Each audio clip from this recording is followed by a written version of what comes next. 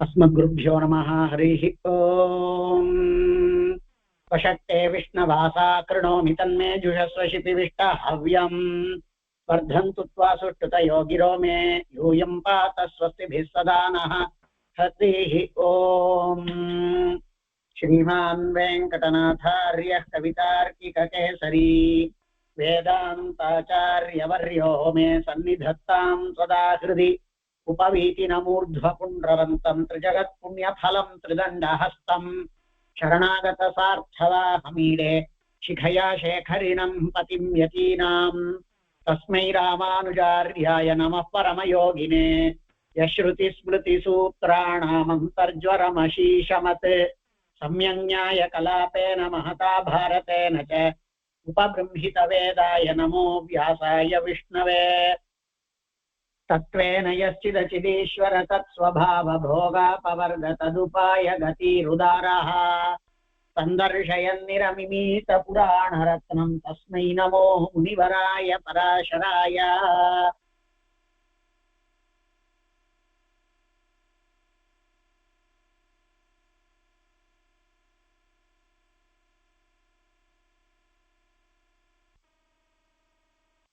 नमः सर्वेभ्यः।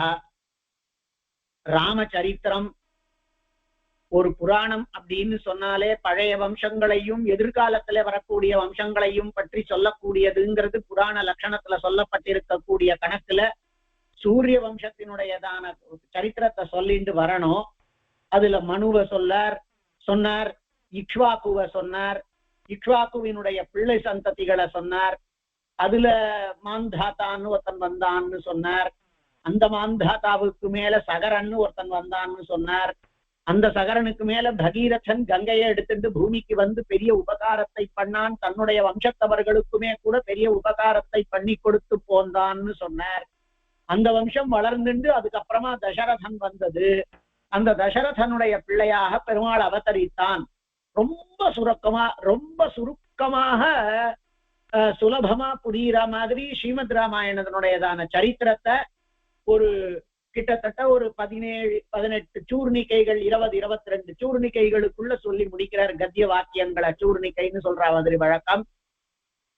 இப்ப அதுல தஸ்யாபி பகவான் அர்ஜுனா போ ஜகதா ஸ்தித்யர்த்தம் ஆத்மாம்சேன ராமலக்ஷ்மண பரத சத்ருக்ன ரூபேண சதுர்தா புத்திரத்வம் ஆயாசீத். அந்த தசரதன்னு ஒருத்தன் இருந்தான்னு மேல காண்பிச்சார். அஜாத்து தசரதா, அஜனுடைய பிள்ளையாய் அஜனிடமிருந்து தசரதன் வந்தான். அந்த தசரதனுடையதான பிள்ளையாய் தஸ்யாபி பகவான் அப்ஜனாபாஹா, தாமரை தன்னுடையதான திருநாபியிலே கொண்டவனான எம்பெருமான் ஜகதா ஸ்தித்யர்த்தம், ஜகத்தினுடையதான இருப்பிற்காக அதனுடையதான உற்பத்தி ஆயிடுத்து. ஜகத்தினுடையதான இருப்புக்காக ராமன் அவதரித்தான்னு சொல்றார். அப்படின்னா என்ன அர்த்தம்? எப்படி ஜகத்துல இருக்கணும்னு காண்பிக்கிறதுக்காகன்னு அர்த்தம்.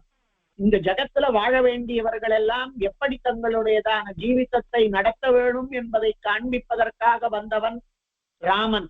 அதனால ஜகதா ஸ்தித்யர்த்தம் ஆத்மாம்சேன, அவனுடைய அம்சமாகவே பரமாத்மாம்சமாகவே ராமலக்ஷ்மண பரத சத்ருக்ன ரூபேண அப்படிங்கிறதான ரூபத்தினாலே சதுர்தா புத்திரத்துவம் ஆயாசீத், 4ஆக பிள்ளைத்தன்மையை அடைந்தான். பரமாத்மாவே நாலா பிரிந்து அவனுடைய பிள்ளைத்தன்மையை அடைந்தான். தசரதனுடைய புத்திரத்துவத்தை பெற்றான். ராமோபி பாலயேவ விஸ்வாமித்ரயாக ரக்ஷணாய கச்சன் ஸ்தாடகாம் ஜகான. எவ்வளவு சுருக்கம் பாருங்க. ராமனும் பாலனாக இருக்கின்ற பொழுதே பாலயேவ விஸ்வாமித்ரயாக ரக்ஷணாய, பாலயேவன்னா ஊனஷோடச வருஷோமேன்னு வால்மீகி காண்பிக்கிறார். அதனால அந்த பாலத்தன்மையாக இருக்கின்ற பொழுதே, இன்னும் யுவாவஸ்தைக்கு வராத பொழுதே, குழந்தைத்தன்மையே இருக்கக்கூடிய சைஷவ சேஷவான் அயம் அப்படின்னு நைஷதக்காரர் ஒரு அற்புதமான பிரயோகம் பண்ணுவார். சைஷவ சேஷவான் அப்படின்னா குழந்தைத்தன்மை மிச்சமா இருக்கின்ற பொழுது அப்படின்னு அர்த்தம். அந்த மாதிரி பாலயேவ விஸ்வாமித்ர யாக ரக்ஷணாய, விஸ்வாமித்ர மகர்ஷியை செய்யக்கூடியதான யாகத்தினுடைய ரட்சணத்திற்காக கச்சன்னு போகக்கூடியவனாய், தாட்டகாம் ஜகான, வழியில தாட்டகாங்கிறவளை அழித்தான். அவ புருஷாதினி, மனிதர்களை அப்படியே சாப்பிடக்கூடியவோ, திடீர்னு லோகத்துக்குள்ள பிரச்சனையை ஏற்படுத்தக்கூடியவா, இந்த மாதிரி பெரிய உபதிரவங்கள் இருந்ததை தான் வெளியில எல்லாம் காண்பிக்கிறா. திடீர்னு மக்கள் வாழற இடத்துக்கு ராட்சசாள் வருவா அப்படிங்கிறது நீங்க இந்த மாதிரி எத்தனையோ இடங்கள்ல பார்த்திருக்கலாம், கேட்டிருக்கலாம். அதெல்லாம் அந்த நாள்ல இருந்தது. வெளியில காட்டுக்குள்ள பயங்கரமானதான இந்த மாதிரி இருக்கக்கூடியவ ராட்சசாள்னா யாரு? கோரமான வேஷம், கோரமானதான சரித்திரம், அவளினுடைய செயல் வாக்கு எல்லாமே துஷ்டத்தனமா இருக்கும். அவ ரொம்பவும் சுலபமா உள்ளுக்குள்ள இருக்கக்கூடியதான மக்களை திடீர்னு ராத்திரி படையெடுத்துன்னு அடிச்சுட்டு போறா. அவ காரியங்கள் எல்லாம் ராத்திரி வேளையில தான் இருக்கும். அதனால ராத்திரி வேளையில அவ அடிச்சுட்டு போறா. உள்ளுக்குள்ள மக்கள் படுத்துட்டு இருக்கறச்சே இந்த மாதிரி எத்தனை இடங்கள்ல பார்த்திருக்கோம், கேள்விப்பட்டிருக்கோம்.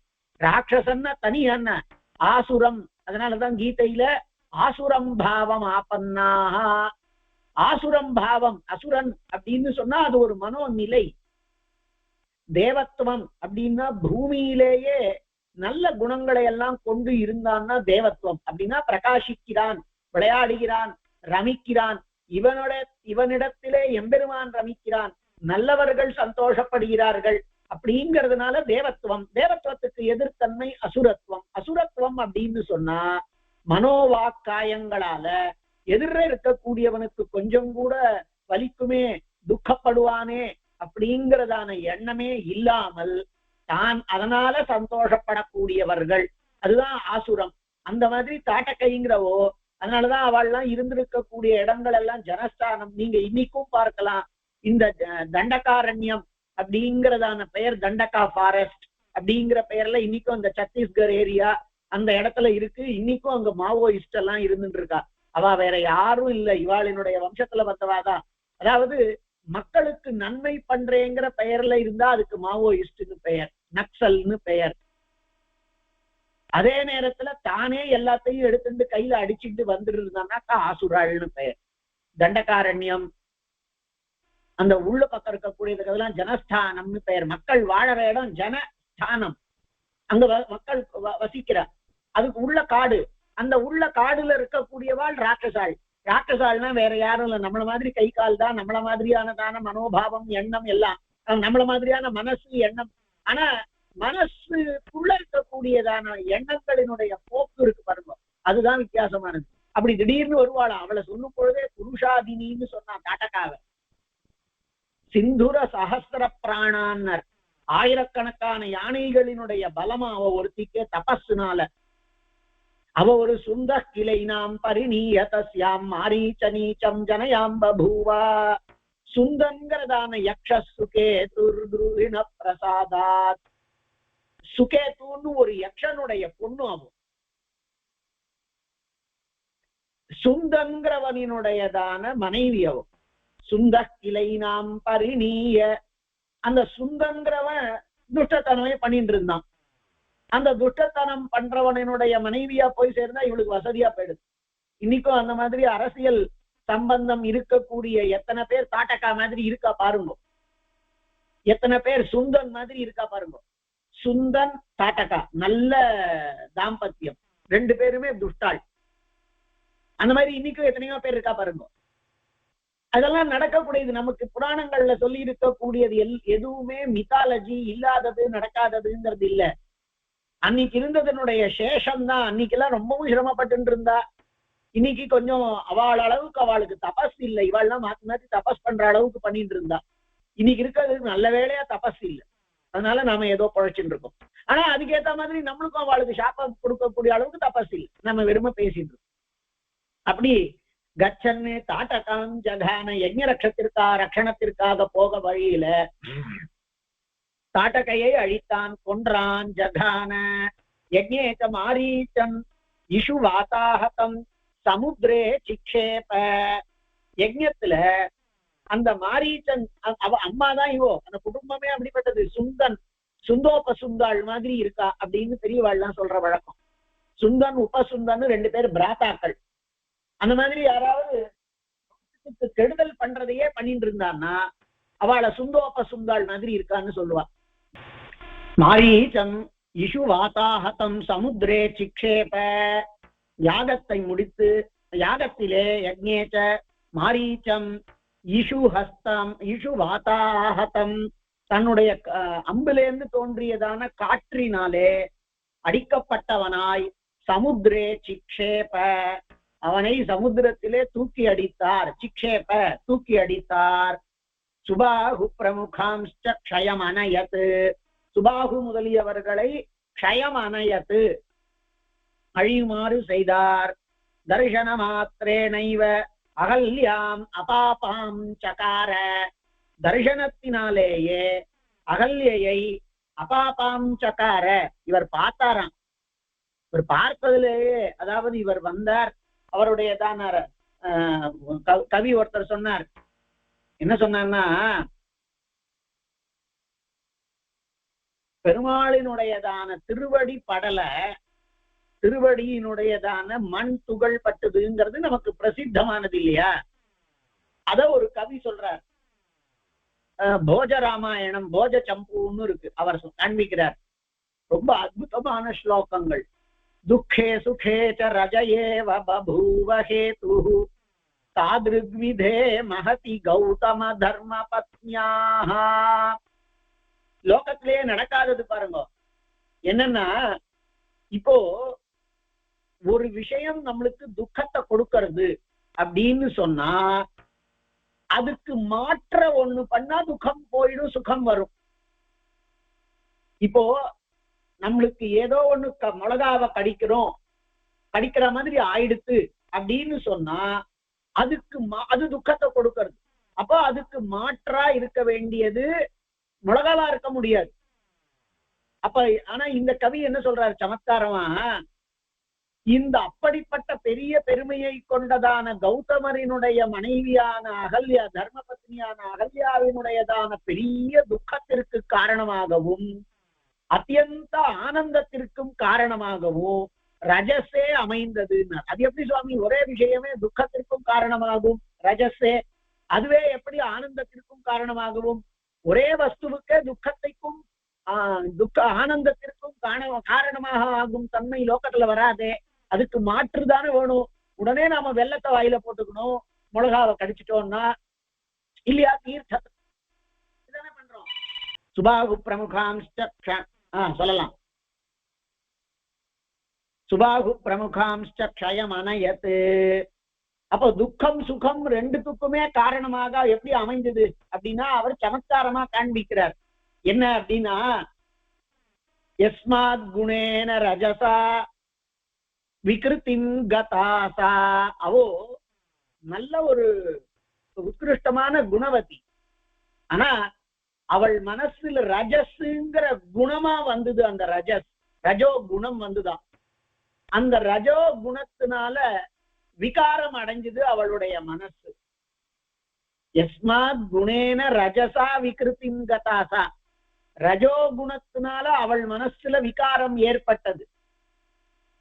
இப்ப என்ன ஆச்சுன்னா, ராமஸ்ய பாத ரஜசா பிரகிருதிம் பிரபேதே. ராமனுடைய பாத ரஜஸ்னாலே மண் துகள் இந்த இடத்துல. அப்போ ரஜஸ் குணமா இருந்து துக்கத்துக்கு காரணமாச்சுது, கல்லாகிறதுக்கு. அதே ரஜஸ் துகள்ங்கிறதான அர்த்தத்துல சுகத்திற்கு காரணமாச்சுது. லோகத்துல ஒரே விஷயம் சுகதுக்கங்களுக்கு காரணமா இராதுன்னார். இங்க ரஜஸே இருந்தது. இப்பயும் வித்தியாசம் தான், அர்த்த வித்தியாசம் இருக்கு. பதத்துல ஐக்கியம் இருக்கு, அதாவது ரஜஸ் அப்படிங்கிறது. ஆனா அர்த்தத்தினால வேற வேற அர்த்தமாச்சு.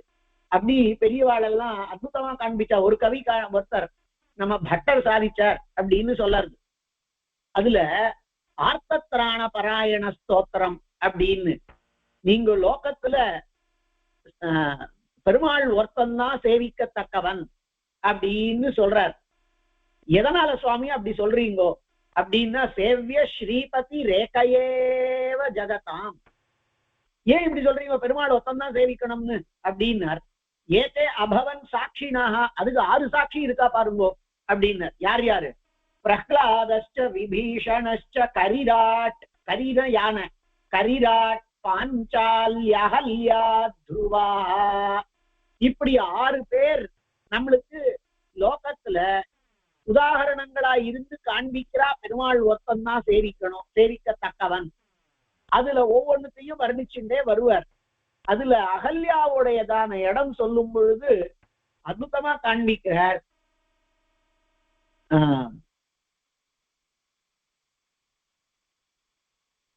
பெருமாளினுடையதான திருவடி சேவிய ஸ்ரீபதி ரேகையேவ ஜகதாம் ஏதே பவன் சாட்சின பிரஹ்லாதஸ்ட விபீஷணஸ்ட கவிராட் பாஞ்சால் அகல்யா துருவா.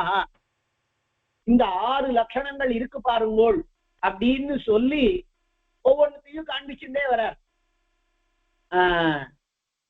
அந்த ஒவ்வொரு பாதத்திலேயும் கடைசியினுடையதான முடிவுல அந்த எம்பெருமான் நாராயணன் ஒருத்தன்தான் தேவத்தை இருந்து காப்பாற்றத்தக்கவன் அப்படின்னு வரக்கூடியது. அதுல அகல்யா விற்த்தாந்தத்தை எடுத்திருக்கார். அந்த அகல்யா விற்த்தாந்தத்தை அவர் அந்த ராமனினுடைய பாத துகள்னு மற்றவா எல்லாரும் சொன்னது. ஏன்னா பரஸ்திரீ ஸ்பர்ஷத்துவம் ராமனுக்கு கூடாது, நேராது, முடியாது, அதுக்கு அவனுக்கு எண்ணமே கிடையாதுங்கிற காரணத்தினாலே பாத துகள். ஒரு உபன்யாசகர் அவர் வீராபுரம் சுவாமி ஒருத்தர் இங்க இருந்தார், வீரராகவாச்சாரனோ என்னமோ அவர் திருநாமம். ஒரு நாள் அவர் உபன்யாசத்துல நிறைய பேர் உபன்யாசம் அவர் சொன்னார். அவர்கிட்ட ஒரு பெரிய விஷயம் என்னன்னாக்கா, அவர் 70-75 திருநட்சத்திரத்துல அவரை சேவிச்சு இங்கதான் எங்கேயோ வில்லிவாக்கத்திலயோ எங்கேயோ இருந்தார். அவர் எந்த உபன்யாசம் எதுவா இருந்தாலும் குறிப்பே இல்லாம சொல்லுவார். கையில எந்த குறிப்பும் இருக்காது. அப்படியே அந்த சமயத்துல அவருக்கு என்ன வருதோ அதை சொல்லுவார். அது பெரிய விஷயம். அது நமக்கு இந்த ஸ்லோகம் சொல்லணும், இந்த ஸ்லோகம் ஆரம்பம் வரணும் அப்படிங்கிறதுக்கெல்லாம் குறிச்சு வச்சுப்போம். அதுக்கப்புறமா அதை சில ஸ்லோகங்களை பார்த்து சொல்ற மாதிரி இருக்கும், சில ஸ்லோகங்களை பார்க்காம சொல்ற மாதிரி இருக்கும். அவர் இங்க உத்தமூர் சுவாமியாத்துல நிறைய உபன்யாசங்கள் நடத்திட்டு இருந்தா இந்த கொரோனாவுக்கு முன்னாடி. அதுல அடியன் கூட சேர்ந்துக்கிற மாதிரி நிறைய பாக்கியம் அடியனுக்கு கிடைச்சது. அதுல அவர் சாய்க்கிற அப்ப ஒரு நாள் சொன்னார், அவர் சாய்ச்சார், படியாய் கிடந்துன் பவளவாய் காண்பேனேன்னு ஆழ்வார் காண்பிக்கிறார். படியாய் கிடந்து உன் பவளவாய் காண்பேனே அப்படின்னு. இது ரெண்டுத்துக்கும் என்ன சம்பந்தம்? படியாய் கிடத்தலுக்கும் படியாய் கிடந்துன் திருமுகத்தை சேவிப்பேனேன்னு சொல்ல வேண்டியதுதானே. படியாய் கிடந்துன் அடியார் திருவடி படுவேன், அதுதானே அந்த குலசேகர ஆழ்வார் சொன்னது. அவர் என்னென்னமோ இருக்கணும்னு நினைச்சார். கடைசியில அவர் ஒவ்வொன்னா போய் கடைசியில அந்த 10 பாசுரங்களும் காண்பிச்சுட்டே வரார். நான் ஒன்னு குறுகாய் பிறக்கும் விதியுடைய நாவேனே அப்படின்னார். அப்புறமா அந்த திருவட்டில் மாதிரியாக இருக்கணும்னு பிரார்த்திக்கிறார். நிறைய சொல்லிட்டே வந்தாரோ இல்லையோ. கடைசியில அவர் ஒரு இடத்துல என்ன காண்பிக்கிறார்னா, நடுவுல ஒரு இடத்துல படியாய் கிடந்து, அற்புதமான பாசுரம். அந்த பாசுரத்துல படியாய் கிடந்து, அப்ப படியாய் இருந்ததுன்னா அத்தனை பாகவதாலும் போயிட்டு வரக்கூடிய காரணத்தினால அவ ஸ்பர்ஷத்தை பெறுவேனேன்னு சொல்ல வேண்டியதுதானே. பின்னையே அவ படியாய் கிடந்து உன் பவளவாய் காண்பேனேன்னு சொல்லுவானே, பெருமாளை பார்த்து சொல்லுவானேன் அப்படின்னார். அற்புதமா அவர் சாய்ச்சார். ஏன் வியாக்கியானாந்தரங்கள்ல இருக்குமோ என்னமோ, அடியேன் கேட்டது அவர் சொல்லி. அவர் என்ன சாய்ச்சார், அது பெருமாள் சன்னதிக்கு முதல்ல இருக்கிற படிக்கு குலசேகரன் படின்னு பெயர். பெருமாள் எப்ப வெளியில எழுந்தருளனமா இருந்தாலும் அதை தாண்டிதான் வந்தாகணும். அந்த படிக்கே குலசேகரன் படின்னு பெயர். ஏன்னா அது குலசேகர ஆழ்வார் அந்த படியா நான் இருக்கணும் அப்படின்னு சொன்னார். அப்போ அந்த படியா அவர் இருக்கார். பெருமாள் அப்படி ஏழுவாராம். அப்படி பெருமாள் ஏழ்ற பொழுதெல்லாம் இவர் படியா இருந்தா கூட பெருமாள் எழுந்தருள்ற பொழுதெல்லாம் அவருடைய இவரை தாண்டி போகணுமோ இல்லையோ, அப்ப அவருடைய திருவடி துகள் பட்டதுன்னா அவ பொண்ணாயிடுவாள். குலசேகரன் இப்ப பொண்ணாயிடுவார். ஏன்னா அவருடைய திருவடி துகள் பெருமாள் இது படுவான். அப்ப ஒரு ஸ்திரீத்துவம் வந்துடுத்துன்னா அவளுக்கு உடனே என்ன தோன்றும் அப்படின்னா, எம்பெருமானுடையதான அதரபானம் பண்ணணும்னு தோணும். இதுதானே ஆண்டாளும் கேட்டாள். அதனாலதான் சுவாமி தேசிகன் தேவநாயக பஞ்சாசத்துல ஸ்பிருஷதி ராகவதி மதிர்மே பிம்பாதரம் ஸ்பிருஷதி ராகவதி மதிர்மே. ஹே தேவநாதா, உன்னுடையதான பிம்ப பழத்த மாதிரி செக்கச்சவேல்னு இருக்கக்கூடியதான அதரத்தை என்னுடையதான புத்தி தொடர்றதுன்னு சொல்லணும். ஆனா புத்திக்கு சம்ஸ்கிருதத்துல மதிஹின்னு ஸ்திரீலிங்கம். அதுக்கு ராகவதி மதிஹி அப்படின்னு, ராகம்னா காதல்னு அர்த்தம். அந்த பற்று கொண்டதான காதல் உடைத்ததான என்னுடைய மதி என்கின்றதான பெண் உன்னுடையதான பிம்பப்பழம் போன்று சிறந்ததான். ஒரு பெண்ணா இருந்ததுன்னா உடனே நாயிகா பாவத்துக்கு வந்ததுன்னா அவ கற்பூரம் நாருமோன்னு ஆரம்பிச்சிடுவாளாம். அதனால இந்த பெண்ணு படியா இருக்கக்கூடியது திருவடித்துகள். ஒவ்வொரு வாட்டியும் பெருமாள் இப்படி போயிட்டு எழுந்தருள்ற பொழுதெல்லாம் ஏற்படக்கூடியதுல அவ்வளவு பக்கத்துல இருக்காவோ முதல் படி. அதனால அப்படி இருந்துட்டு அவ பெருமாளை நன்ன பக்கத்துல இருந்து சேவிக்கலாமாம். அதுல திருமுக மண்டலம் என்ன, அதுல இருக்கக்கூடிய திருமண் என்ன, அதுல இருக்கக்கூடியதான கண் என்ன, இதெல்லாம் கண்ணை சொல்லும் பொழுது தூரதத்தாபிமுக்ஷம்னு சுவாமி. காந்தம் வக்ரம் கனகதிலகாலங்கிருத்தம். அப்படி அந்த திருமுக மண்டலம் தூரத்துல இருந்தே சேவையாகும். அது சௌக்கியமாடா எப்படி இருக்காய் அப்படின்னு கேட்குமா, அனாமய பிரஷ்னம் பண்ணுமா அந்த கண்ணு அந்த முகம் அதெல்லாம். ஆனா அந்த ஒரு பெண்ணுக்கு தான் அவளினுடைய அதரத்துல ஈடுபாடு இருக்கும்.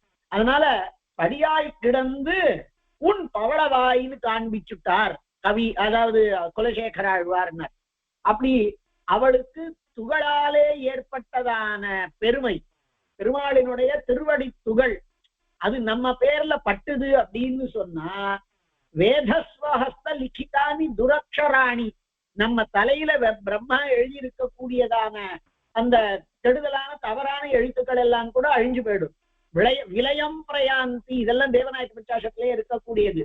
அதே மாதிரி ஹைகிரீப ஸ்தோத்திரத்திலேயும் அந்த நம்மளுடையதான தலையில எழுதி இருக்கக்கூடியதான வார்த்தைகள் எல்லாம் பெருமாளினுடைய அனுகிரகத்தினால மாறி போயிடுறது, கெடுதலா இருக்கிறதெல்லாம்னு சொன்னார்.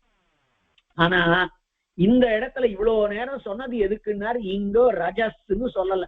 அதுக்குதான் அகல்யாவினுடைய சாப நிர்மோட்சம் பெறப்பெற்றத தர்சன மாத்திரேணைவ அவனை சேவிச்சாளே. எதுக்காக அந்த சபரி அங்க ரொம்ப நாளா இருந்தா, பெருமாள் இந்த பக்கம் எழுதி இருக்கார், அவரை நாம வரவேற்று. பெருமாள் எங்கேயோ எழுதி இருக்கக்கூடியதான பெருமாள் வனபோஜன உற்சவம்னோ ஏதோ ஒரு பெயர்ல எங்கேயோ ஏழ்றாருன்னா நம்ம ஆத்துல பெருமாளை நம்ம ஆத்துல நாம ஒரு மண்டகப்படி பண்ணி பண்றோமே, எதுக்குடா பெருமாள் நம்ம அதுக்கு எழுந்தருளி போகலாம், அந்த இடம் சுத்தமாகும். பாகவதாளினுடைய திருவடி ஸ்பர்ஷமே ஒசத்தின்னா பகவத் ஸ்பர்ஷம் அப்படின்னு நம்மளுக்கு தோன்றது இல்லையோ. அதனால பெருமாள் இந்த பக்கம் வனம் வரைக்கும் வந்திருக்கான். அப்படி அவன் வந்திருக்கிற பொழுது அவனை சேவித்து விட்டு போவோம், நம்ம ஆச்சாரியனும் மதங்கரும் சொல்லி இருக்காருன்னு அங்க சிரமணி காட்டுன்னு இருந்தாளோ இல்லையோ அந்த சபரி. அந்த மாதிரி இவளும் காத்துட்டு இருக்காளாம். ஏன்னா அவளுக்கு சொல்லியாச்சு. என்ன சொல்லியாச்சுன்னா, இவர் சொல்லிட்டார் நீ கல்லாக போகணும், ஆனால் சாப விமோசனம் ராமனாலே ஏற்படும், ராமன் அங்க வருவான் அப்படின்னு சொன்னார். இப்போ தான் மறுபடியும் பெண்ணாக ஆகிறதுக்கு காத்துட்டு இருக்கா, எதிர்பார்த்துட்டு இருக்கா ராமனுடைய வரவை.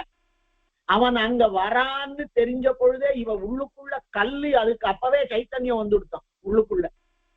ராமன் அதுக்குள்ள சைத்தன்யம் முன்னாடி வரவேதான் சுவாமி. அத ராமன் துகள் பட்ட உடனே பெண்ணா வந்துடுத்துன்னா. அதனால இவன் ராமனுடைய துகள் பட்டதனால லோகத்தவர்களுக்கு அந்த பெண்ணாக வெளியிலே வருகைங்கிறதே ஒழிய, இவள் ராமனை பார்த்த மாத்திரத்திலேயே இவளுக்கு உள்ளுக்குள்ள அந்த கல்லுக்குள்ள பெண் தன்மை ஏற்பட்டு விட்டதுங்கிறத உணர்த்தறதுக்காகத்தான் தர்சன மாத்திரேன, தர்சனேனன்னு சொல்லலாம் இல்லையோ, தர்சன மாத்திரேன அப்படின்னா வேற ஒரு காரணமும் இல்லை, தர்சனத்தினாலேயே, தர்சனத்தின் ஒன்றினாலேயே, தர்சனத்தினாலேயே அகல்யாம் அபாபாம் சகார, அபாபாம் போகப்பட்ட தூத பாபாம் பாபம் நீக்க பெற்றவளாயாக்கினார். ஜனக கிருஹேச மாகேஸ்வரம் சாபம் அனாயாசேன பபஞ்ச, ஜனகனுடையதான ஆத்திலே அந்த சிவனுடையதான தனுஷை விளையாட்டாக முறித்தார். அப்படி எடுத்து அதை லீலையா பண்ணாராம். அது எப்படி பண்ணார்? அப்போ வில்லுல இருந்து உடைஞ்சதுல இருந்து ஏற்பட்டதான நாதம், அந்த நாதம் ஒவ்வொருத்தருக்கும் எப்படி இருந்தது? திருப்த க்ஷத்ர யசசித குலே ஜீமூதநாதாயிதம், அதுவே சீதாயா கில மானசே பரிணயே மாங்கல்ய தூர்யாயிதம். எந்த சிவதனுசு பங்கம் பண்ணப்பட்ட பொழுது ஒலி எழுந்ததோ, உடைஞ்சதனுடைய நாதம் ஒலி சப்தம் எழுந்ததோ, அந்த சப்தம் மற்ற அத்தனை ராஜாக்கள் இருக்காளே இதுக்கு உடைக்க ஆகாத இருந்தவர்கள், இந்த இடத்துக்கே வராதவர்கள், இப்படி எத்தனை விதமானதான ராஜாக்கள் உண்டோ அவர்களினுடையதான கொழுப்பு திருப்தக்ஷத்ர யசித குலே அவர்களினுடையதான புகழ்ங்கிறது அன்னியோட உடஞ்சு போயிடுது. ஏன்னா இதை நம்மால பண்ண முடியல, அவன் பண்ணிட்டான் பார் அப்படிங்கிறதுனால அவளுக்கு ஏற்பட்டு இருந்ததான எந்த விதமானதான யசஸ் உண்டோ, அவளுக்கு எந்த கீர்த்தி உண்டோ, அவளினுடைய வீரம்ங்கிறதான கீர்த்தி உண்டோ, அந்த கீர்த்தி வெளுப்பா இருக்குங்கிறதுனாலே அன்னமாக சொன்னார். அப்படி அவர்களினுடைய புகழாகிறதான அன்னப்பறவைக்கு ஜீமூத நாதாயிதம் அந்த ஒலி அவர்களினுடையதான கொழுப்படைந்த ராஜாக்களினுடையதான புகழாகிறதான அன்னத்திற்கு, அன்னப்பறவைக்கு, ஹம்சத்திற்கு, ஹம்ச குலத்திற்கு ஜீமூத நாதாயிதம் அந்த உடஞ்ச ஒலி இடியா வந்து சேர்ந்தது. அம்சங்களுக்கு மழை, இடி, அதெல்லாம் மின்னல் அதெல்லாம் பிடிக்கவே பிடிக்காது. அதனால மழை இந்த இடத்துல வந்ததுன்னா அது நேர அங்க இதுக்கு போயிடும், மானச சரோவரத்துக்கு போயிடும், மழை ஆகாது அதுக்கு. அந்த மழையோடு தொடர்புடையதான இடி ஒலியாக அதுங்களுக்கு இருந்துதான் ராஜாக்களினுடையதான காதுகள். ஆனா அதே ஒலி சீதாயா கிலமானசே பரிணையே சீதாவினுடைய மனசுக்கோவென்றால் கல்யாணத்திற்காக வாசிக்கப்படக்கூடியதான மாங்கல்ய தூர்யாயிதம் மங்களவாத்தியமாய் கெட்டி மேளம் வாசிக்கிற மாதிரி இருந்துதான் அவளுக்கு. ஆஹா, ஒருத்தன் உடைச்சிட்டான், நமக்கு கணவன் கிடைத்து விட்டான், கல்யாணம் ஆயிடுத்துங்கிறதான எண்ணத்துல அப்படி இருந்துதான் அந்த சங்கர தனுஷை, அந்த சிவ தனுஷை ஜனகனுடைய ஆத்திலே உடைத்தார். ஜனகன் யாரு சுவாமி அப்படின்னார். ஜனகால்னு அவ வம்சத்துக்கு பெயர். அதுல ஒருத்தன் இருந்தான், அந்த ஒருத்தனினுடைய பொண்ணு, அவருக்கு ஜனகருங்கிறது அந்த வம்சத்தை சார்ந்தவர். அடுத்த அத்தியாயம் காண்பிக்க போறார். அதுதான் அடுத்த அத்தியாயத்துக்கு அடுத்த அத்தியாயம் நினைக்கிறேன். ஜனகனினுடைய வம்சத்தை காண்பிக்க போறார். அப்படி ஜனக கிருஹேச மாகேஸ்வரம் சாபம் அனாயாசேன பபஞ்ச அப்படி எடுத்தார், அப்படி முடிச்சார் அப்படின்னார். சீதாமயோ நிஜாம் ஜனகராஜ தனயாம் வீரிய சுல்காம் லேபே வீரிய சுல்கையாக தன்னுடைய வீரியத்திற்கானதான பலனாக, வீரிய சுல்கம்னா வீரத்திற்கான பரிசு, அந்த வீரத்தின் பரிசாக அயோ நிஜாம் சீதாம் அயோனிஜையான சீத்தையை பெற்றார். ஜனகருக்கு பசங்க உண்டு, பிள்ளை பசங்க உண்டு. ஆனால் இவள் ஜனகயஜனமூர்த்தியா யோக்தும் அவ்யாஜலக்ஷ்மியா இந்த யாக ரட்சணம் பண்ணா. யாக ரட்சணம் பண்ணான்னா யாகத்துல அத்தனை அசுராலையும் அழித்தான். அதனால விஸ்வாமித்திரர் நினைச்சாராம், இங்க யோக்தும் அவ்யாஜலக்ஷ்மியா இந்த ராமன் இருக்கானே, அந்த ராமன் யாரு அப்படின்னார். இப்போ ஜெயலக்ஷ்மியா சமேதம் இந்த போர்ல ராட்சசாலை எல்லாம் மாரீச்ச கரம் இல்ல சுபாகு மாரீச்சாதிகளை எல்லாம் அடித்து மாரீச்சனை தள்ளி தன்னுடைய யாக ரட்சணம் பண்ணானே அந்த ராமன், அந்த ஜெயசீலனான ராமன், ஜெயலக்ஷ்மி சனாதனான ராமன், அந்த ஜெயலக்ஷ்மி சனாதனான ராமன யோக்தும் அவ்யாஜலக்ஷ்மியா யஜன ஜனித மூர்த்தியா யாகத்திலே தோன்றியதான சரீரத்தை கொண்டவளான அவ்யாஜலக்ஷ்மியா எந்த காரணமும் இல்லாமல் ஸ்வதஹா லக்ஷ்மியா இருக்கக்கூடியதான பிராட்டியோட சேர்த்து வைக்கணும் அப்படின்னு நினைத்தாராம், சங்கல்பித்தாராம் இவர் விஸ்வாமித்திர மகர்ஷி. அப்போ அவ வீரிய சுல்கையா வந்தவோ யாருன்னு சீதாம் அயோனிஜாம்.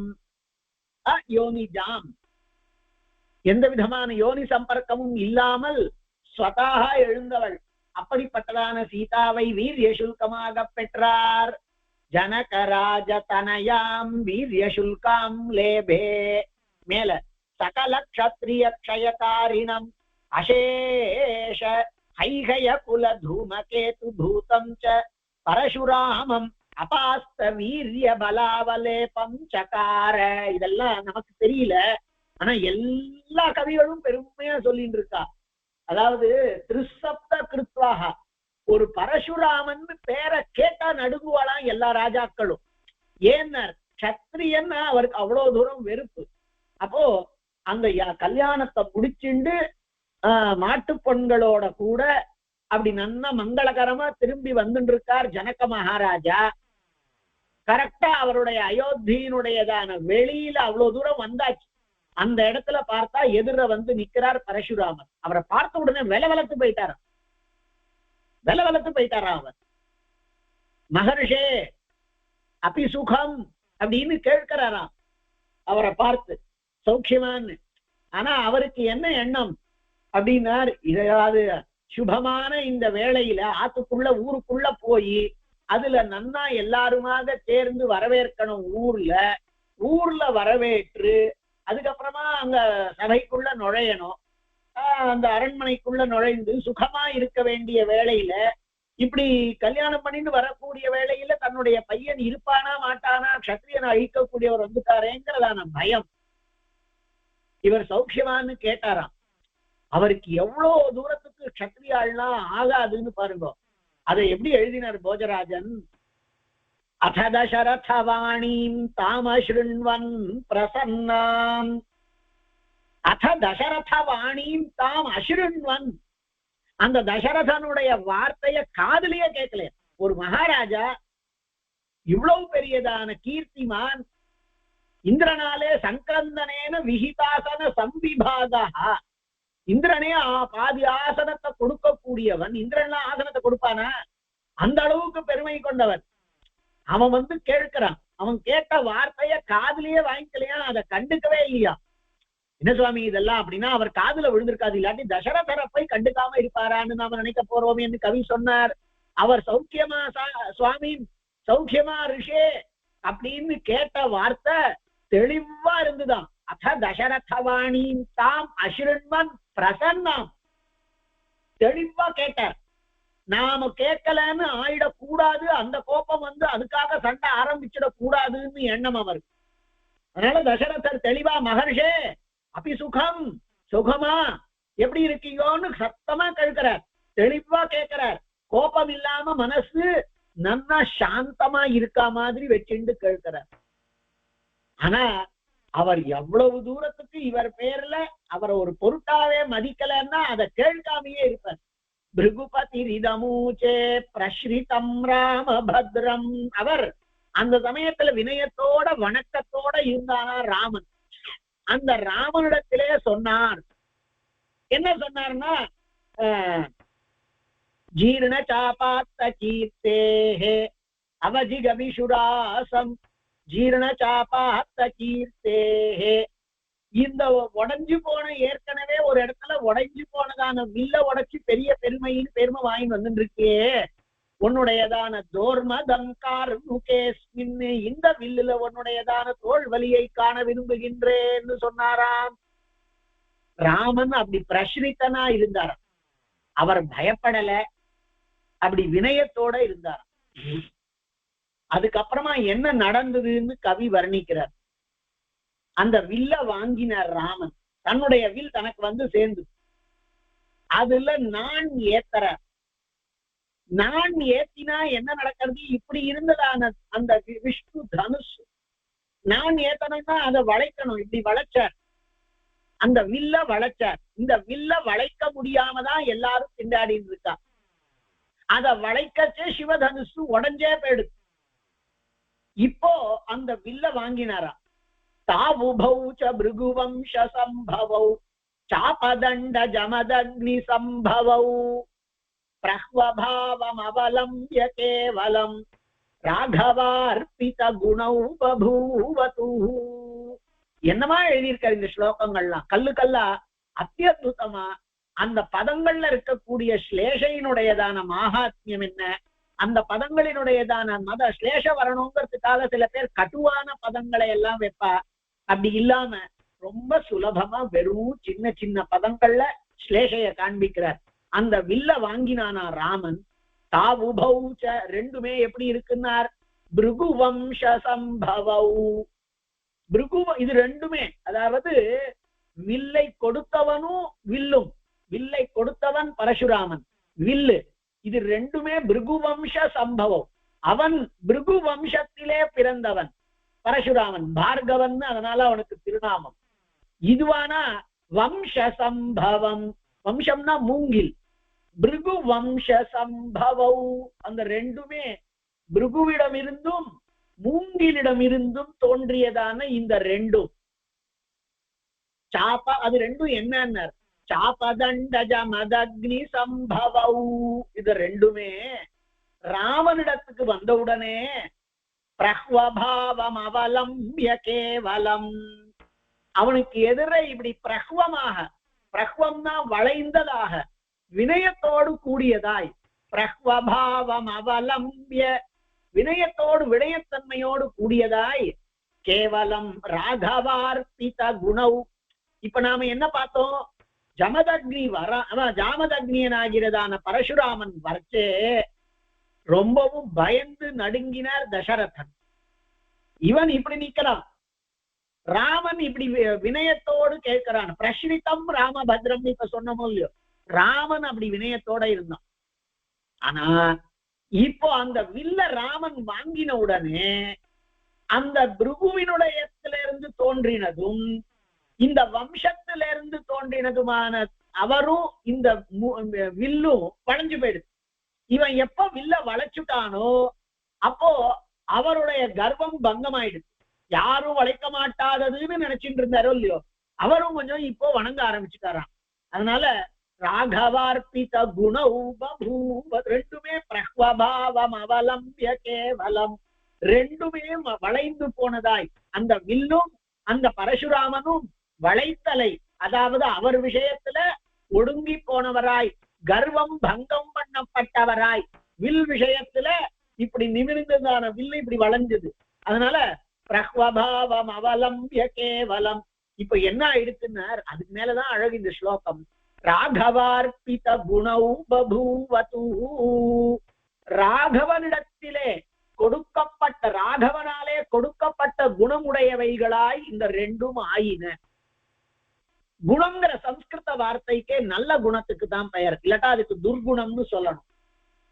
இப்போ இவ்வளவு நேரம் கர்வம், ஔத்தத்தியம், நான், தர்ப்பம், கொழுப்பு இதெல்லாம் கொண்டிருந்தார் பரசுராமன். இப்ப ராமன் அதுல நான் வில்ல வளைச்சு அதுல நான் கயிறை எடுத்து கட்டின உடனே அவருக்கு மொத்தமா கர்வம் அடிஞ்சு போயிடுத்து, கொழுப்பு ஒடுங்கி போயிடுத்து, ஔத்தத்தியம் ஓடி போயிடுத்து. இப்ப கைகூப்பிண்டு வளைஞ்சு அவர் நிக்கிறார். அதனால ரெண்டும் வளைந்தவைகளாய் ராகவார்பித குணௌ, ராகவார்பித குணௌ, ராகவேன அர்ப்பித்த குணௌ, ராமனால் கொடுக்கப்பட்ட குணமுடையவைகளாய் ஆயின.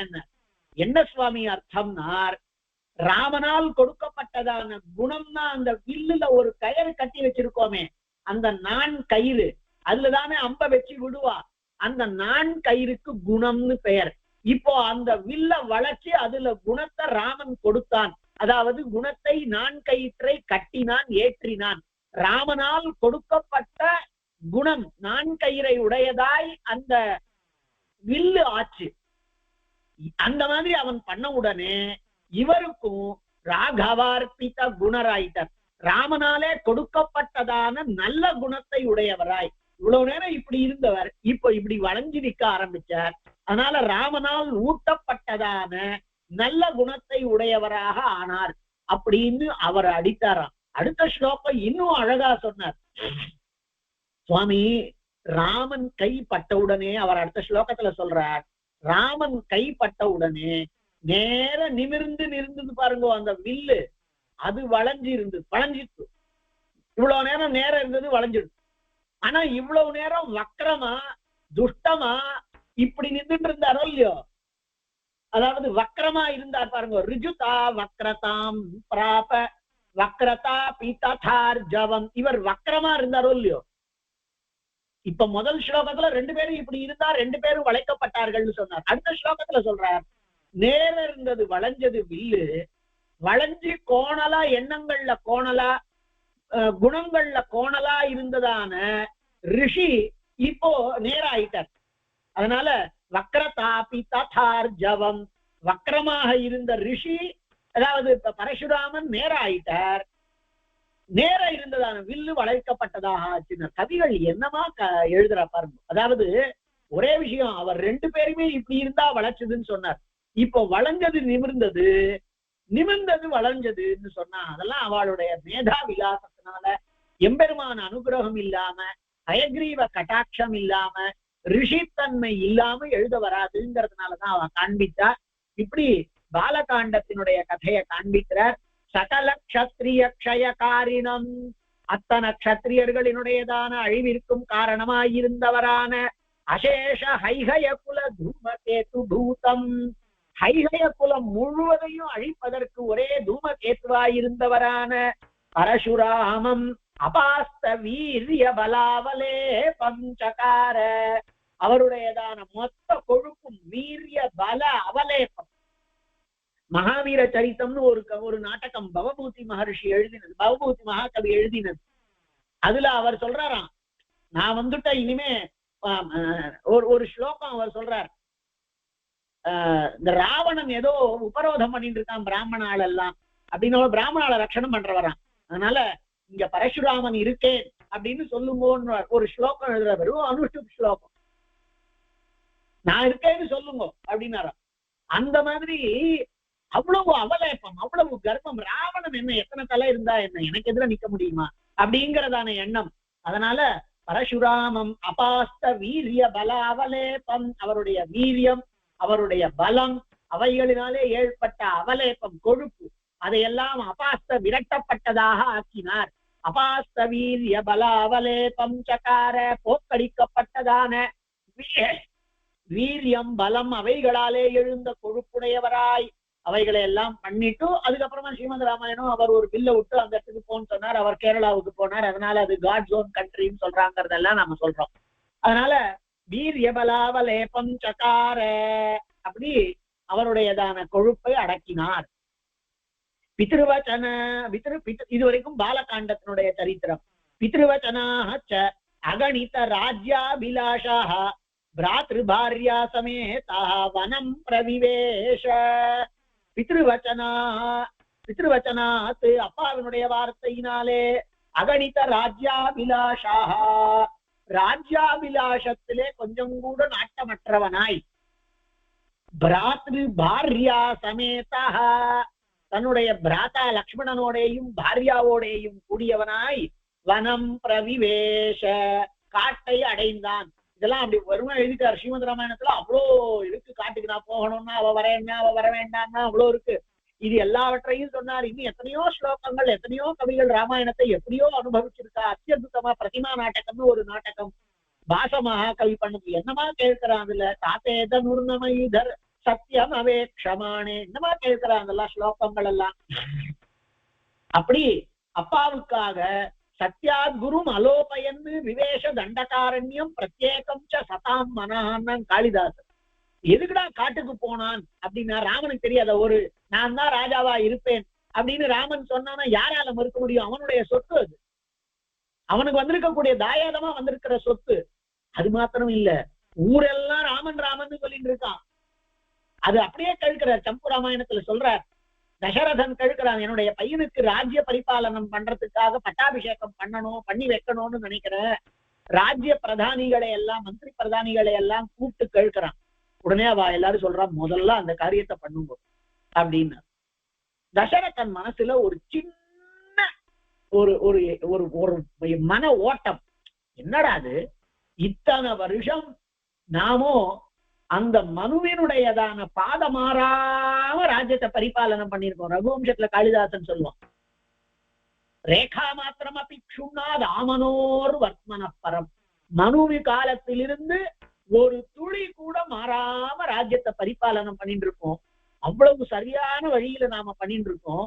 யாராவது ஒருத்தர் பேச்சுக்காவது என்னமா நீங்க ராஜ்யம் பரிபாலனம் பண்ணிட்டு இருக்கீங்கோ, எதுக்காக இப்போ நீங்க உங்களுக்கு முடியலன்னு இப்ப நீங்க போகணும், வேண்டான்னு ஒருத்தராவது சொல்ல மாட்டாளான்னு எண்ணம். எண்ணம்னா இது ஒண்ணு சந்தோஷம் இல்லாம இல்லை, தன்னுடைய பிள்ளையினுடைய குணத்தை கேட்டுக்கிறதுல மகா சந்தோஷம். வெறுமா அப்படி மனசுல அவன் நினைச்சிட்டு இருந்திருப்பான். அப்ப கேட்கிறான், நான் இவ்வளவு தூரம் நன்னா ராஜ்யத்தை எல்லாம் பரிபாலனம் பண்ணதான் நினைச்சிட்டு இருக்கேன், இப்படி எல்லாரும் ஒரே போட இப்ப முதல் காரியமா அதை பண்ணுன்னு சொல்றீங்களேன்னு கேட்டதுக்கு அவ சொல்றாளாம், அற்புதமானதான ஸ்லோகம் சொன்னா. எங்கேயாவது நமக்கு க்ஷீரோதம் ஆசிரயத்திக்கும் திருஷித சகோரா அப்படின்னு சொன்னார். சகோர பட்சிகளுக்கு, சகோர பட்சிகள் சந்திரனினுடையதான ஒளிய சாப்பிடக்கூடியவைகள்னு சொல்ற வழக்கம். அப்போ அந்த பட்சிகளுக்கு எது வேண்டும்னா சந்திரன் தான் வேண்டும். ஆனா இந்த சந்திரனையே பிறப்புவித்து கொடுத்தது அப்படின்னு பார்க்கடல்ல அதுகளுக்கு ஈடுபாடு இருக்குமா? சக்கோர பட்சிகளுக்கு எனக்கு வேண்டியது சந்திரன் தான். ஆஹா, இந்த நமக்கு வேண்டியதான சந்திரனையே ஏற்பாடு பண்ணி கொண்டு இருக்கக்கூடியது இந்த பார்க்கடல் தானேன்னு பார்க்கடல்ல போய் பெரிய எண்ணம் கொண்டிருக்குமா அந்த சக்கோர பட்சி? அந்த மாதிரி நாட்டு மக்கள் எல்லாரும் ராமன் வேணும் ராமன் வேணுங்கிறதாக ராம சந்திரனைய அனுபவிக்கிறதுல சக்கோரர்களா இருக்காளே தவிர இந்த ராமனாகிறதான சந்திரனையே தோற்றுவித்ததான தசரதனாகிற பார்க்கடல்ல எங்களுக்கு போரும் சுவாமின்னு விட்டாள். அதாவது சமத்காரமா கவி சொல்றார். அந்த மாதிரி அற்புதமான மகாராஜா தசரதன். இல்லாட்டா அவனுக்கு பிள்ளையா பிதரம் ரோச்சையா மாசன்னு அவனை போய் அப்பாவா அவர் பெருமாளே அவனே அப்பாவா இருக்கணும்னு அவரே வரிச்சிருப்பாரோ. அப்போ அவன்கிட்ட ஏதோ பெருமை இருக்கு. அவன் எப்படி ராஜ்யம் பரிபாலனம் பண்ணானோ அந்த மாதிரிதான் ராமன் ராஜ்யம் பரிபாலனம் பண்ணான். தசரதன் இவன் காட்டுக்கு வந்ததான பரதனை பார்த்து ஏன யாத்தா பிதாமகா பிதாமகா, நம்ம அப்பாவும் அப்பாக்களினுடைய அப்பாக்களும் முன்னோர்களும் போன வழியில போயிட்டு இருக்கியான்னு கேட்டார். கொஞ்சம் கூட மாறிட இல்லையேன்னு கேட்டார். மேலையார் செய்வனகள் பண்ணிட்டு இருக்கியான்னு கேட்டார். அப்போ அவனுக்கு தசரதனுடைய பாதையில தான் அவன் போறான். ஆனா தசரதன் வேணுமா அல்லது தசரதன் பிறப்புவித்ததான ராமச்சந்திரன் வேண்டுமான்னார். எல்லாரும் கைகூப்பி ராமச்சந்திரன் சொன்னாங்க. எல்லாருக்கும் அப்படி ஒரு குணமா ராமன் பேர்ல ஊரெல்லாம் ராமன் ராமன் ராஜ்யாபிஷேகம் பண்ணின பிறகு ராமோ ராமோ ராமைத்தி பிரஜானாம் அபவன் கதான்னு பின்னாடி சொன்னார். அது ஏதோ ராஜாவா ஆன பிறகுதான்ங்கிறது இல்லையா, அதுக்கு முன்னாடியே அப்படிதான் இருந்தாலாம். ஏன்னாரு யாரை பார்த்தாலும் அவன் புன்சிரிப்போட கேட்பான். சௌக்கியமானு முதல்ல குசல பிரச்சனை பண்ணுவானா. அவன் கேட்கட்டும் நாம ராஜா இளவரசன் அப்படிங்கறதான எண்ணம் எல்லாம் கிடையாதான். அப்படி கொஞ்சம் கூட தான் அகம் அப்படிங்கறதெல்லாம் இல்லாது இருக்கக்கூடியதான ராமன் காட்டுக்கு அவ அப்பா தான் போகாமல் இருந்தோன்னா அவன் ராஜ்யத்தை எடுத்துட்டு இருப்பான். என்ன பண்ண முடியும்? ஆனா நாம அப்படி போகாம போயிட்டோம்னா அப்பா பொய் சொன்னவர் ஆயிடுவாரேங்கிறதுனால சத்தியாத்து குரும் அலோபயன்னு அப்பாவ சத்தியத்திலே நழுவியவராக ஆக்காமல் விவேஷ தண்டகாரண்யம், தண்டகாரண்ய காட்டுக்குள்ளே பெருமாள் போனான். காளிதாசன் சொல்றார், தண்டகாரண்யத்துக்கு மாத்திரம் அவன் போகல சுவாமி, தண்டகாரண்யத்திற்குள்ள மாத்திரம் அவன் நுழையல. பிரத்யேகம் சதாம் மனஹா, ஒவ்வொரு நல்லவாளினுடைய மனசுக்குள்ளேயும் கூடத்தான் நுழைந்தான். பார்த்து பண்றார் பாருங்க. இப்படிப்பட்டதான ராமனையே தூஷிக்க கூடிய கூட்டம் ஒண்ணு இருக்கும், பெரிய காரியம் பண்ணிட்டான் அப்படின்னு நினைக்குமா? அதனால பிரத்யேகம் சதாம் மனஹா, நல்லோரினுடைய மனசு ஒவ்வொன்றையும் நுழைந்தான். அப்படி பித்ருவச்சனா அகணித ராஜ்யாபிலாஷா, ராஜ்யாபிலாஷம் கொஞ்சம் கூட அற்றவனாய் பிராத்ரு பாரியா சமேதா வனம் பிரவிவேஷ, காட்டிற்குள்ளே நுழைந்தான். தன்னுடையதான சகோதரனோடையும் பாரியாவோடையும் விராத கரதூஷணாதீன் கபந்த வாலினௌ ச நிஜகான, அங்க விராதன் கரன் தூஷணன் கபந்தன் வாலி இவாளையெல்லாம் அழித்தான். நிஜகான எப்படி சுருக்கிட்டார் பாருங்க. விராத கர தூஷணாதீன் கபந்த பாலினௌ ச ஜகான நிஜகான பத்வாச்ச பத்வாச்சாம்போ நிதிமசேஷ ராட்சச குலக்ஷயம் கிருத்வா. எங்க அந்த சீதைய காட்டுக்கு போனார், சீதையை தூக்கிட்டு போனா அப்படிங்கறதான சுந்தரகாண்டத்தினுடையதான சரித்திரங்கள் அது எப்படி காண்பிக்கிறார் பாருங்க. நேர சமுத்திரத்தை கட்டின்னு விட்டார். இத்தனை பேரையும் கொன்றான். வாலிய கொன்னதுனாலே சுக்ரீவ சக்கியம் ஏற்பட்டது. சுக்ரீவ சக்கியம் ஏற்பட்டு சீதாவை தூக்கி கொண்டு போகப்பட்டதான சீதாவை தேடுவதற்கு அவர்களை அனுப்பிவித்தான். அவர்கள் எல்லாம் போய் சீதையை தேடிண்டு வந்தா. இது எல்லாத்தையும் எங்க எப்படி சொல்லிட்டார்? பத்வாச்ச அம்போ நிதி, சமுத்திரத்தை கட்டியவனாய், அதாவது சமுத்திரம் பந்தம் பண்ணியவனாய், அசேஷ ராட்சச குலக்ஷயம் கிருத்வா, அத்தன ராட்சச குலத்தையும் அழித்தவனாய் தசானனாபகிருதாம் பாரியாம், தசானனான ராவணனாலே தூக்கி செல்லப்பட்டதான பாரியாவை தத்வதாத்து அபகிருத கலங்காம், அவனை அழித்ததனாலே கலங்கமற்றவளாக எங்க சொல்லிட்டார், அவளை தூக்கிண்டு போனதனால இத்தனை தண்டனை நடந்தது. அதனாலே ஏற்பட்டதான தசானனாபகிருதாம் பாரியாம் தத்வதாத் அபகிருத கலங்காமபி, அவள் கலங்கம் அற்றவளாக இருந்தாலும் கூட அனல பிரவேச சுத்தாம், அக்னி பிரவேசத்தினாலே சுத்தமான அவளை அசேஷ தேவசங்கை ஸ்தூயமான ஷீலாம், அத்தனை விதமானதான தேவதா விசேஷங்களாலேயும் கொண்டாடப்படக்கூடியதான அவளை யுத்த காண்டத்துல இந்த இடம் ரொம்ப விசேஷமானது. அக்னி பிரவேசம் நடந்தவுடனே எதிர மேல சிவாதி தேவதைகள் வரா, பிரம்மாதி தேவதைகள் வரா, அத்தனை தேவதைகளும் இருக்கா. தசரதன் வந்து அப்பா இவ சுத்தமானவள் எடுத்துக்கொள்ளுன்னு சொன்ன பிறகுதான் எடுத்துக்கிறா. அத்தனை பேரும் அதுக்கு சாட்சி அனல பிரவேசம் ஆன பிறகு. அதனால சகல தேவதை சங்கை ஸ்தூயமான ஷீலாம் ஜனகராஜதனயாம் அயோத்தியாம் ஆனின்யே, அவளை அத்தனை பேராலேயும் கொண்டாடப்பட்டதான ஜனகராஜ புத்திரியாகிறதான சீதையை அயோத்தியைக்கு ஆனின்யே அழைத்து வந்தார். ததஸ்தயோ அபிஷேக மங்களம் மைத்ரேய வருஷசதேனாபி வக்தும் ந சக்யதே. அப்பா மைத்ரேயா, அவளினுடையதான் பட்டாபிஷேகத்தினுடையதான மங்களத்தை, அந்த பெருமையை, அந்த வைபவத்தை 1000 வருஷம் 100 வருஷங்கள் ஓடினாலும் சொல்ல முடியாது. வருஷசதேனாபி வக்தும் ந சக்யதே சங்கேபேன ஸ்ரூயதாம். இருந்தாலும் அவனுடைய பட்டாபிஷேகத்தை நான் சொல்றேன், அதை நீ கேட்டுக்கொள் அப்படின்னார். ஒரே வாக்கியம்.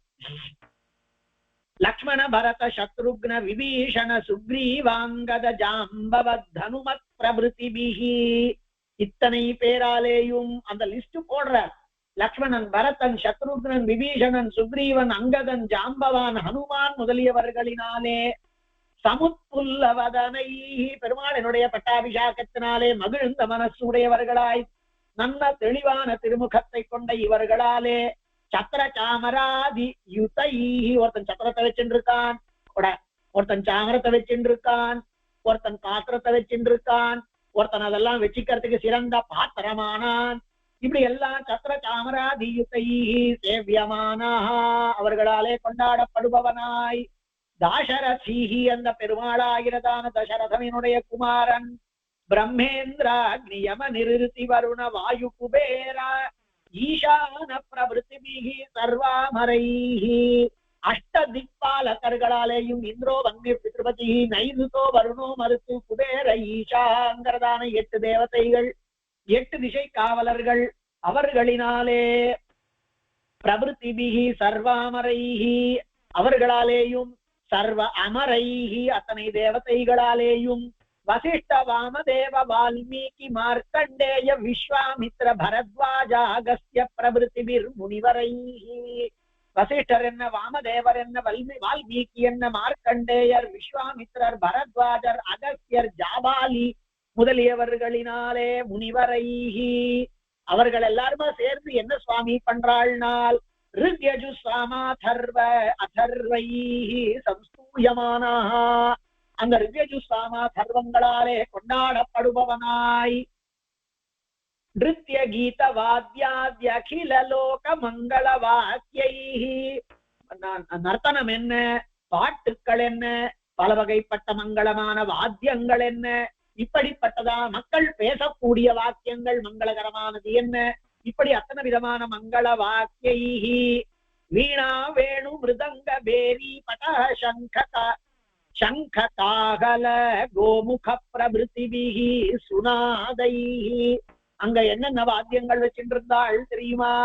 வீணை, வேணு, வேணுன்னா புல்லாங்குழல், வீணா வேணு மிருதங்க, பேரி வாத்தியம், பேரினா அடிக்கக்கூடியதான தோல் கருவி, பேரி பட்டாகம் அதுவும் அடிக்கக்கூடியதானது, சங்கம், காகல, காகலம்னா வாயில வச்சுட்டு ஊதக்கூடியதானது ஒண்ணு, கோமுக, கோமுகம்னு ஒரு வாத்தியம், மாடு மாதிரி இருக்குமா, கோமுக பிரபிருதிபிஹி சுனாதைஹி சமஸ்த பூபிருதாம் மத்தியே, அப்படி அவைகளோட கூட சமஸ்த பூபிருதாம் மத்தியே அத்தனை ராஜாக்களுக்கு நடுவிலே சகலலோக ரக்ஷார்த்தம் அத்தனை லோகங்களும் ரட்சை பெற வேண்டும் என்பதற்காக யதோசிதம் அபிஷிக்தோ தாசரதிஹி, நல்லது உள்ளது உள்ள முறைப்படியாய் அபிஷேகம் பண்ணப்பட்டவனான தாசரதியானவன் கோசலேந்திரா, கோசல தேசத்துக்கு ராஜாவாயிட்டான். அதனாலே கோசலேந்திரா.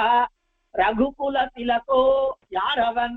ஜானகி பிரியா, பிராத்ருத்ரய பிரிய சிம்ஹாசனகதா, பிராத்ருத்ரயங்களினாலேயும் கொண்டாடப்படுபவனாய் சிம்மாசனத்தை அடைந்தவனாய் ஏகாதசாப்த சஹசிராணி ராஜ்யம் அகரோத், 11,000 ஆண்டுகளுக்கு ராஜ்யத்தை பண்ணான். ராமன் 11,000 ஆண்டுகள் ராஜ்யம் பண்ணா ராஜாவா ஆன பிறகு. மகாபாரத யுத்தம் அவ்வளோ நடந்தது, பெரிய யுத்தம் ராஜ்யத்துக்காக நடந்தது. அத்தனையும் பண்ணிட்டு எத்தனை நாள் தெரியுமா யுதிஷ்டிரன் தர்மபுத்திரன் ராஜ்ய பரிபாலனம் பண்ணா? நினைச்சே பார்க்க முடியாது. அத்தனை பெரிய யுத்தம் நடந்தது, அவளுக்கு ராஜ்யம் கிடைச்சது. அத 36 வருஷம் தான் ராஜாவா, வெறும் 36 வருஷம். நாம இதுல வரலாறுல பார்த்தோம்னா அவனை காட்டிலும் ஷாஜகான் இவன்லாம் அதிகமா இருந்திருக்கான். 36 வருஷத்தை காட்டிலும் அக்பர்லாம் ரொம்ப வருஷம் இருந்திருக்காரு, கிட்டத்தட்ட 60 வருஷம் அக்பர் இருந்தான். இத்தனை பெரிய சண்டை போட்டு ராஜ்யத்தை பெற்றானே அவன் 36 வருஷம். ராமன் ராமராஜ்யம், ராமோ ராமோ ராமோ இத்தி பிரஜாநாம பவன் கதா, எல்லாத்துக்கும் ராமன் 11,000 வருஷம் இருந்தானா. யதோசிதம் அபிஷிக்தோ தாசரதி கோசலேந்திரோ ரகுகுல திலகோ ஜானகி பிரியோ பிராத்ருத்ரய பிரியா சிம்மாசனகதா ஏகாதசாப்த சஹசிராணி ராஜ்யமகரோத், அவர் ராஜ்யத்தை பெற்றார்கள். பரதோபி கந்தர்வ விஷய சாதனாய கச்சன் சங்கிராமே கந்தர்வ கோட்டி இஸ்ரோ ஜகான. அதுக்கப்புறமா கந்தர்வர்களால ஒரு உபதிரவம் ஏற்பட்ட பொழுது பரதன் அத்தனை கந்தர்வர்களையும், எத்தனை பேர்? திஸ்ரா கோட்டிஹி, 3 கோடி கந்தர்வர்களை அழித்தான் பரதன். சத்ருக்னேனாபி அமித பல பராக்கிரமோ மதுபுத்ரோ லவணோ நாம ராட்சசோ நிகதோ மதுராச்ச நிவேஷிதா. சத்ருக்னாழ்வான் தன்னுடைய மகா பெரியதான சக்தியினாலே மதுரா, அதாவது மதுங்கிறவனினுடைய பிள்ளையான லவணாசுரன் அப்படிங்கிறவனை அழித்தான். அவன் ஒரு இடத்தையும் ஸ்தாபித்தான், அதுக்குத்தான் மதுரா அப்படின்னு பெயர். மதுரா நகரத்தை ஸ்தாபித்தான். இத்யேவமாதி அதிபல பராக்கிரம விக்கிரமணைஹி அதிதுஷ்ட நிபர்கணாத் அசேஷஸ்யாஸ்ய ஜகதோ நிஷ்பாதிதஸ்சிதயः ராம லக்ஷ்மண பரத சத்ருக்னா புனரபி திவமாரூடாः. இப்படி லோகத்தினுடைய நன்மையை பண்ணுவதற்காக இந்த ராம லக்ஷ்மண பரத சத்ருக்னால் எல்லாம் ஸ்திதியை பண்ணுபவர்களாய் இத்தேவமா அதிபல பராக்கிரம விக்கிரமணைஹி, தங்களினுடைய மிகச்சிறந்ததான பல பராக்கிரமங்களினாலே அதிதுஷ்ட நிர்வகணாத்து, எல்லா துஷ்டர்களையும் பெரிய துஷ்டர்களை எல்லாம் அழித்ததனாலே, நிபர்கணாத்து அழித்ததனாலே, அசேஷஸ்ய அஸ்ய ஜகதா முழுவதுமான இந்த ஜகத்திற்கு நிஷ்பாதித ஸ்திதயா அதனுடைய இருப்பை கொடுத்தவர்களாய். இல்லாட்டா அவ கையில மாட்டிண்டு திண்டாடக்கூடிய கந்தர்வர்கள் என்ன, அசுரர்கள் என்ன, இவ கையில மாட்டிண்டு கஷ்டப்பட வேண்டியதான பூமியை அவ காப்பாற்றி கொடுத்தவர்களாய் ராம லக்ஷ்மண பரத சத்ருக்னா இந்த 4 பேரும் புனரபி திவமாரூடாக தங்களினுடையதான வம்சம், தங்களினுடையதான அவதார காலம் முடிஞ்சு அவதார சமாப்தி ஆகி பண்ண வேண்டியதை பண்ணிட்ட காரணத்தினாலே நித்திய விபூதிக்கு எழுந்தருளினார்கள். ஆனா அவ எழுந்தருளின வேளையில பெருமையா போனா, ஏ பிதேஷு பகவத் அம்சேஷு அனுராகினாக, அந்த பகவத் அம்சமான இவாளிடத்திலே யாரெல்லாம் மிகவும் ஈடுபட்டவர்களானவர்கள் உண்டோ, கோசல நகர ஜானபதாக கோசல நகரத்துல இருக்கக்கூடியவர்கள் உண்டோ, தே பிதன் மனசா தத் சாலோக்கியமவாஹ பூஹு, அவ எல்லாருமாக சேர்ந்து அன்று சராச்சரங்களை வைகுந்தத்தேற்றி அப்படின்னு எல்லாவற்றையுமாக தூக்கிண்டு போனானாம் அந்த பெருமாள். அதனால சாலோக்கியம் அவாபூ பெருமாளினுடையதான். அன்னைக்கு என்னடான்னார், கற்பார் இராமபிரானை எல்லால் மற்றும் கற்பரோன்னு சொல்லறதுக்கு என்ன நற்புடுப்பால் அந்த அயோத்தியில சராச்சரம் முற்றவும் நற்பாலு குய்த்தனர். அப்படி அவன் அன்னைக்கு இருந்தா போரும், விஷயவாசினாக அப்படின்னார். அவன் விஷயத்துல வசிச்சா போறோம், அவனுடைய தேசத்துல. அது எல்லாவற்றையும் அழைத்து கொண்டு தன் மனசாக அவனே கத்தின்னு அவனையே மனசிலே கொண்டவர்கள் எல்லாருமே சாலோக்கியம் அவாபூ அந்த பெருமாளினுடைய சாலோக்கியத்தை பெற்றார்கள். அதிதுஷ்ட சம்ஹாரினோ ராமஸ்யஹி குஷலவௌ துவௌ புத்ரௌ. அப்படி பெருமாள் எழுந்தருளினான், அவதார ரகசியம் தர்ம பரிபாலனம் பண்ணான், துஷ்ட நிபர்கணங்களை பண்ணான். அவனுடைய அம்சமா வந்ததான மற்றவர்களும் இதை பண்ணார்கள். பெருமாள் ராவணனை பண்ணான், லக்ஷ்மணன் பெருமாளினுடைய அம்சம், அவன் இந்திரஜித்தை அழித்தான். பரதன் இந்த துஷ்டர்களானதான இத்தனை 3 கோடி இவாள கந்தர்வார்களை அழித்தான். மதுராய நாட்டுவதற்காக அதற்கு முன்னாடி மதுங்கிறவனினுடைய பிள்ளை லவணாசுரனை அழித்தான் சத்ருகுணன். இப்படி எம்பெருமானினுடைய அவதார பூதர்களான இந்த 4 பேருமாக சேர்ந்து கொண்டு லோகத்துல தர்மஸ்திதியை பரிபாலனம் பண்ணி வந்த அவதார காரியம் முடிஞ்சிடுச்சு. தர்ம சம்ஸ்தாபனாய அப்படிங்கிறது ஆயிடுத்து. தன்னடி சோதிக்கு எழுந்தருளினார்கள். போகும்பொழுது எல்லாரையும் அழைச்சிட்டு போனான். புல் எறும்பாதி ஒன்றின்றியே எல்லாத்தையும் அழைச்சிட்டு போனான். அந்த எம்பெருமானினுடையதான சரித்திரத்தை சுருக்கமா இங்க காண்பித்து அவனுடைய வம்சத்தை, இப்ப வம்சத்தை தானே சொல்லிட்டு வராள். அந்த ராமனுடைய குமாராள் அவ 4 பேருக்கும் யார் யார் புத்திராள்னு சொல்லி அந்த வம்சத்தினுடையதானத மேல காண்பிக்கிறார். இதை எங்க நிறுத்தலாம்னு பார்த்து நிறுத்தறதுக்கு மனசே வராம இந்த இடத்துல போய் நிறுத்துவாளா அப்படின்னு தோணி காட்டுக்கு போறான். பாலகாண்டத்தோட நிறுத்தலாமா அப்படின்னா அடுத்த வாக்கியத்தை பார்த்தா அது காட்டுக்கு போச்சு. சாதாரணமா ஸ்ரீமத் ராமாயணம் சேவிக்கிறச்சே கூட நன்னா இருக்காது அப்படிங்கிற காரணத்தினால இன்னும் கொஞ்சம் சேவிக்கலாம்னா பெருமாளினுடைய அனுகிரகத்தினால அவனுடையதான பட்டாபிஷேகமாயி அவன் தன்னடி சோதிக்கு எழுந்து, இது கூட நன்னா இல்லையே, தன்னடி சோதிக்கு எழுந்தருள்றான் அப்படின்னா மங்களகரமா அத்தனை பேரையும் அழைச்சிட்டு போனான். அந்த வம்சம் வளர்ந்ததுங்கிறது எம்பெருமானுடையதான திருவுள்ளத்தினாலேயே அது நடந்தது. மேல அந்த வம்சத்தினுடையதான வளர்ச்சி முதலியவற்றை பெருமாள் அனுகிரகத்தினால நாளைக்கு சேவிக்கலாம். கவிதார்க்கிக சிம்ஹாய கல்யாண குணசாலினே ஸ்ரீமதே வெங்கடேஷாய வேதாந்த குரவே நமஹ.